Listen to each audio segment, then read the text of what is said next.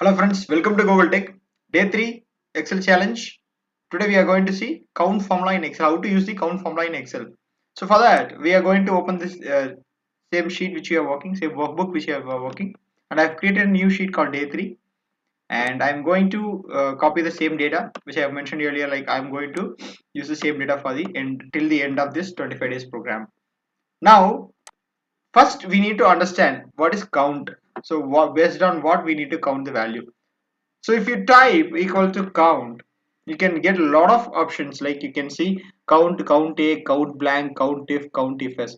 So everything, each and every formula have their own unique style of counting the numbers from the data which we are going to look out. So today we are going to see only the basics, since we are dealing with the basic things. I'm going to use only the basic count formula. So I'm just clicking on the count. You can see value 1, value 2, and it's going on. So what I'm doing is I'm just going to select this particular range, and I'm closing the bracket, clicking on enter. I can see 244 is the total number of count I received. You can cross verify it.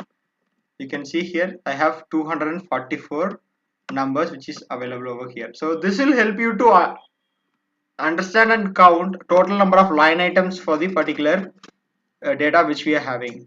So this is for the normal count formula. So if I want to calculate or count the values based on the product name, I can use the other formulas which is countif.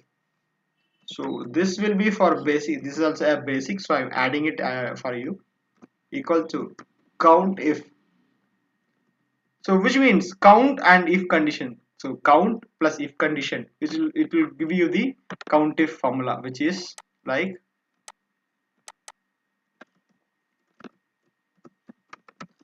count if is equal to count formula plus if condition. So this is a combination of these two. You can see here count if, range, and criteria. The range declares from where you want to count the value and what is the criteria of the value you want to count. So here I'm going to select the product category, I mean the product column, which is in column E, and I'm going to give the criteria which is whichever I want to check now. So suppose I want to check the total value of carat, whichever is there.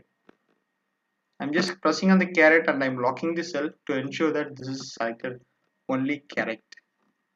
Enter. I can see 64 carats have been shown as a number.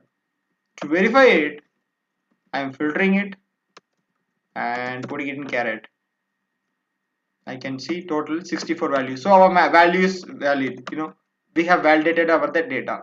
So this is how we can able to do it for the other crops, which is whole wheat or chocolate clip, arrowroot, everything. Whichever is available, you can do that as well for each columns. Even still, if you want to do it for multiple criterias, it will be like count if s and everything will go on.